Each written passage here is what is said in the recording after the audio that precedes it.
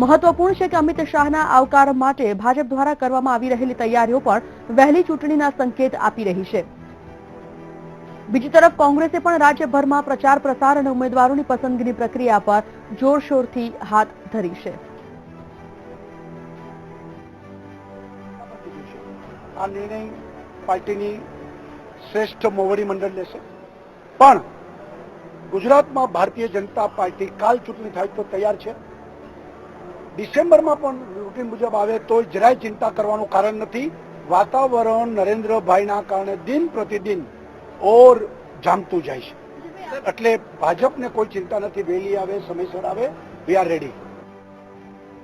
એક તરફ જ્યાં રાજ્યમાં વહેલી ચૂંટણીના ભણકારા વાગી રહ્યા છે, ત્યારે નાયબ મુખ્યમંત્રી નીતિન પટેલે વહેલી ચૂંટણીની શક્યતા અંગે સ્પષ્ટ ઇનકાર કરી દીધો છે। નીતિન પટેલે કહ્યું કે હાલ રાજ્યમાં વહેલી ચૂંટણીની કોઈ શક્યતા નથી।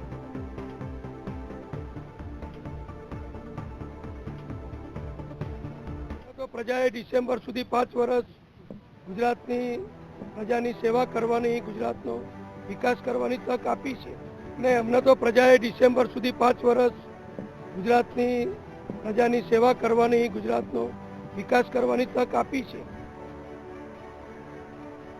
બીટીવી સંવાદદાતા જોડાઈ ગયા છે દેવશી બારડ, તેઓ સાથે વાત કરીએ। દેવશી, એક તરફ સીએમ વિજય રૂપાણી કહી રહ્યા છે કે મોવડી મંડળ નિર્ણય લેશે કે વહેલી ચૂંટણી યોજવી કે કેમ। બીજી તરફ નાયબ મુખ્યમંત્રી નીતિનભાઈ પટેલ કહી રહ્યા છે કે તેના નિયત સમયે જ ચૂંટણી યોજાશે। આ બંને નિવેદનોમાં ફેરબદલ કેટલું સૂચક માનવામાં આવી રહ્યું છે આ નિવેદનને? જી, આજે મુખ્યમંત્રી વિજય રૂપાણીએ એક સાળંગપુરની અંદર એક સૂચક નિવેદન કર્યું છે કે જે મોવડી મંડળ નિર્ણય લેશે તો ગુજરાતની અંદર વહેલી ચૂંટણી આવશે। એટલે કે ગુજરાતની વહેલી ચૂંટણીને તમે ખારીજ ના કરી શકો, ગમે ત્યારે ચૂંટણી આવી શકે। બીજું સાથે સાથે એ પણ કહ્યું છે કે ભાજપ છે એ ચૂંટણી માટે તૈયાર છે અને ભાજપની જીત પણ થશે। આ સાથે બીજી વસ્તુ એ પણ કે નીતિન પટેલે કહી છે કે ચૂંટણી રાબેતા મુજબ આપશે અને સમયસર થશે। તો આ બંનેના જે નિવેદનો છે, નિવેદનોમાં વિરોધાભાસ છે। આ વિરોધાભાસનું કારણ કોઈ પોલિટિકલ હોઈ શકે અથવા સ્ટ્રેટેજિકલી પણ હોઈ શકે। બીજી વાત કહીએ તો ભૂતકાળના બી વાત કરવામાં આવે તો નીતિન પટેલ અને મુખ્યમંત્રી બંનેના નિવેદનો છે હંમેશા વિરોધાભાસી રહ્યા છે। તો આ નિવેદનને એ રીતે પણ જોઈ શકાય કે આ સંકલનનો અભાવ હોઈ શકે, અથવા તો બીજો મુદ્દો એ પણ હોઈ શકે કે આ સ્ટ્રેટેજિકલી નિવેદન આપ્યું છે। મુખ્યમંત્રીનું નિવેદન વહેલી ચૂંટણીનું હોય અને નાયબ મુખ્યમંત્રીનું સમયસર ચૂંટણીનું હોય, તો એક સ્ટ્રેટેજિકલીનો એક ભાગ પણ હોઈ શકે। તો આમ જે છે નિવેદનની વાત કરવામાં આવે તો આવા નિવેદન ચૂંટણી સમયે આવતા હોય છે।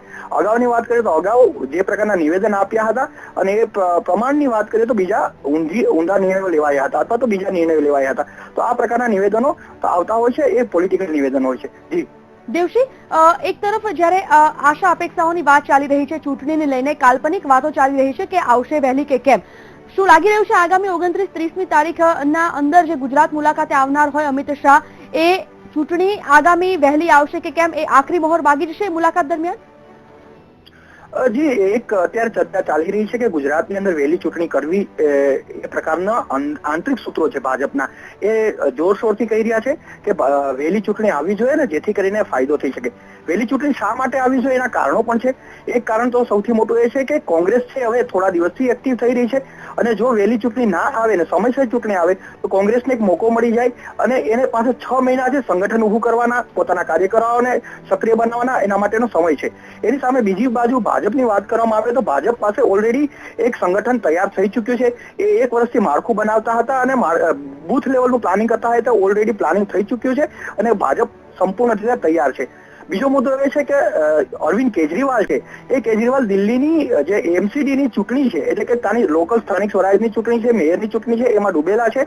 આ સંજોગોમાં અરવિંદ કેજરીવાલનું ફેક્ટર છે, એ ફેક્ટરને ખાઈ શકાય। જો વહેલી ચૂંટણી આવે તો અરવિંદ કેજરીવાલ દિલ્હીમાં બીજી રહી અને ગુજરાત તરફ એ પોતાનો સમય ના આપી શકે। એના માટે ફાયદો એ છે કે ભાજપના પક્ષમાં જાય છે, એટલે ભાજપને ફાયદો થાય છે। સૌથી ત્રીજો મહત્વનો મુદ્દો એ છે કે ભાજપે દ્વારા અમિત શાહ આવી રહ્યા છે, એ આખો પ્લાન હતો, એ સામાન્ય પ્લાન હતો, પણ છેલ્લી ઘડીએ પ્લાનને બદલવામાં આવ્યો અને 1 લાખ કાર્યકરોને એક સાથે જોડવામાં આવ્યા, એક સાથે આદેશ આપવામાં આવ્યો કે અમિત શાહ આવી રહ્યા છે ત્યારે તમે આવો। તો આ પ્રકારના છેલ્લા કેટલાક દિવસથી ભાજપના જે પ્રકારના કાર્યક્રમો થઈ રહ્યા છે, જે પ્રકારની સ્ટ્રેટેજી અપનાવી રહી છે, અને રાજ્ય સરકાર છે એ ગાંધીનગરની અંદર સરકારના કામ કરવાને બદલે સંગઠનના કામમાં રોકાઈ ગઈ છે, ત્યારે એમ કહી શકાય કે સરકાર છે એ ઈચ્છી રહી છે કે વહેલી ચૂંટણી આવે। બીજો મુદ્દો એ પણ છે કે નીતિન પટેલે જે વાત કરી છે વિધાનસભાની અંદર, અને એણે એવું કહ્યું છે કે વિધાનસભાની અંદર 30 તારીખે એક મોટી જાહેરાત કરવામાં આવશે જે ખેડૂતો લક્ષી હશે, સરકારી કર્મચારી લક્ષી હશે અને યુવાનો લક્ષી હશે. તો શું આ મોટી જાહેરાતો છે એ વિધાનસભાની 6 મહિના પહેલાની ચૂંટણીનો એક જે 6 મહિના સમયસર ચૂંટણી આવતી હોય તો આ પ્રકારની જાહેરાતો ના થઈ શકે? તો આ તમામ મુદ્દાઓ છે એ વહેલી ચૂંટણી માટેના કારણો આપી રહ્યા છે. બીજો એક મુદ્દો એ છે કે કેન્દ્રીય ચૂંટણી પંચની ટીમ છે એ 3 તારીખે ગુજરાત આવી રહી છે.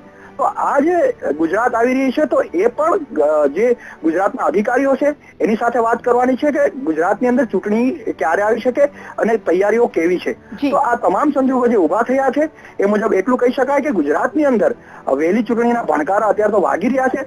માત્ર મોવડી મંડળના નિર્ણયની વાત જોવાઈ રહી છે. બિલકુલ દેવસિંહ, સમગ્ર માહિતી માટે આભાર.